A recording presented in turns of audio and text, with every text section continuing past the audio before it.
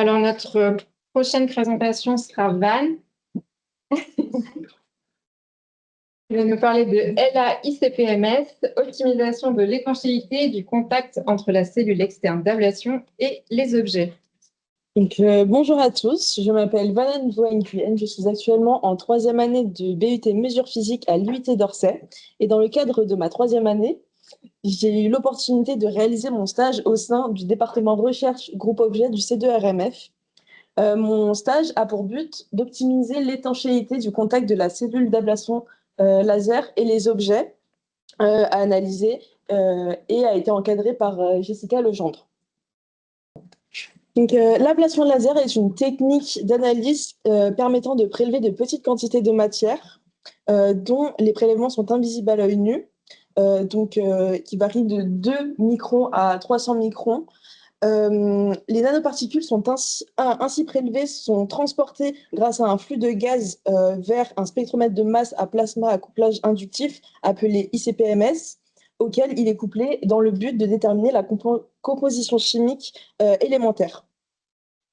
Le C2RMF possède une ablation laser comportant un bras articulé unique au monde nommé réseau X qui permet d'analyser de grands objets qui ne peuvent être étudiés par l'instrument conventionnel du fait de leur taille.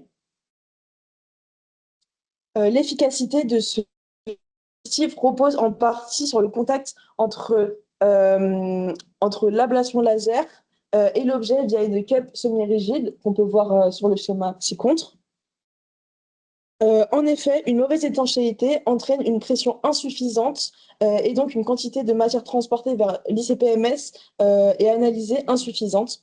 Les tests réalisés avant mon arrivée ont montré une bonne étanchéité sur des échantillons bien plans et lisses comme des étalons. Par contre, l'étanchéité devient très mauvaise lorsqu'il s'agit d'objets rugueux et non plans, ce qui est quasiment le cas pour les objets du patrimoine. Pour tenter de résoudre ce problème, le C2RMF a engagé une collaboration entre l'École supérieure de physique-chimie industrielle, donc l'ESPCI, qui a permis de réaliser des essais sur différents silicones. Ce matériau, en raison de ses propriétés élastomères et sa capacité à se déformer sans se détériorer, semble idéal à tester. Nous avons donc synthétisé différentes petites plaques de silicone d'environ 1 mm d'épaisseur et nous avons testé différents mélanges de deux silicones, donc le S184 et le S184 qui est rigide et le S527 qui est très mou pour faire varier la dureté des plaques.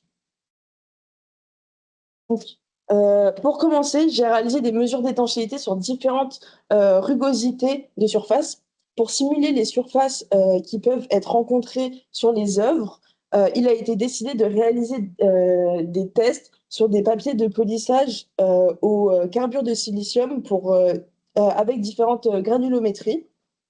J'ai donc réalisé le montage suivant en plaçant donc, la plaque de silicone entre le papier de polissage et la cup.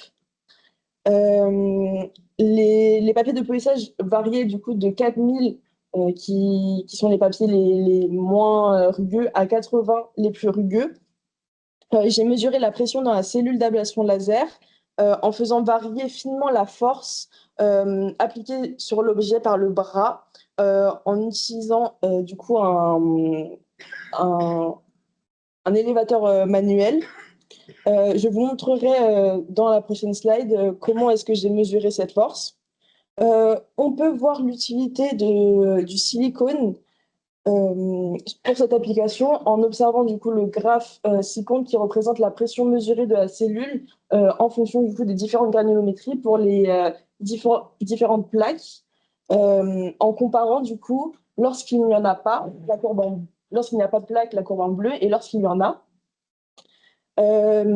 Le papier à 80, donc le plus rugueux, rend impossible l'étanchéité pour toutes les plaques de silicone, sauf une. La plaque ayant obtenu la meilleure étanchéité est celle avec le ratio à 10% de S184, donc la courbe en orange en haut. ce qui est cohérent avec la souplesse du S524, qui favorise une meilleure adhérence au support et un ajustement efficace à la rugosité des papiers. En parallèle, j'ai mesuré le poids exercé par le bras sur les objets. En effet, pour atteindre une valeur de pression minimale nécessaire pour obtenir une quantification optimale, il faut appuyer la cup sur l'objet et non pas seulement le poser, enfin les mettre en contact. Autrement dit, il faut exercer une certaine force sur les objets, mais les objets étant majoritairement fragiles, on cherche donc à limiter cette force. Pour l'estimer, j'ai mesuré le poids appliqué en posant l'objet sur une balance et j'ai tenté d'atteindre la valeur de pression minimale nécessaire qui est de 5 kPa avec toutes les plaques appliquées sur différents papiers de polissage. Ainsi, on observe une corrélation entre le taux de S527 et la force appliquée sur l'objet. Plus son taux est élevé, plus la masse nécessaire est faible, ce qui traduit une meilleure répartition de la pression. Une fois encore, la plaque à 10%, la courbe en bleu en bas, est la plus intéressante.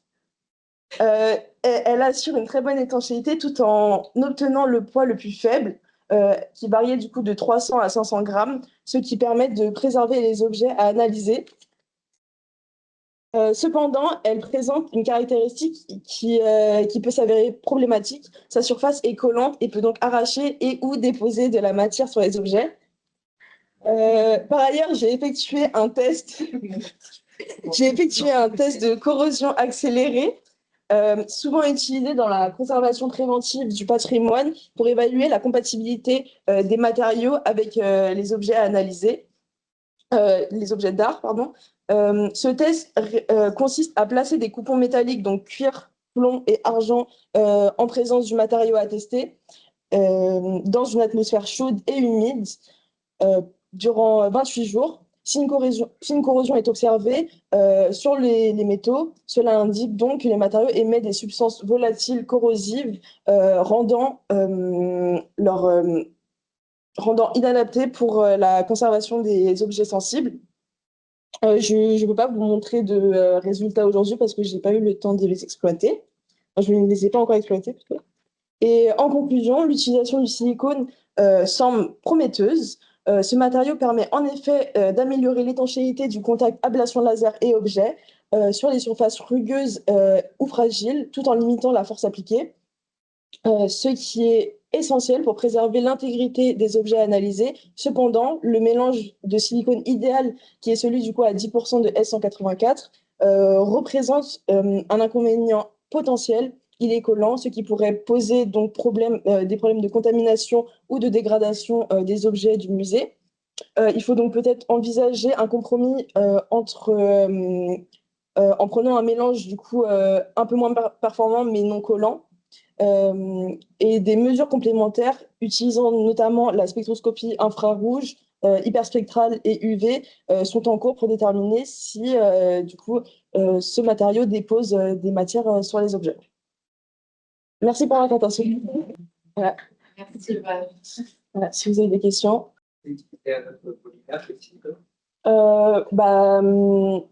Moi, personnellement, non. C'était juste avant mon arrivée. Du coup, c'est Benoît Mille qui a proposé du coup d'utiliser le silicone en tant que joint entre du coup la cup et l'objet.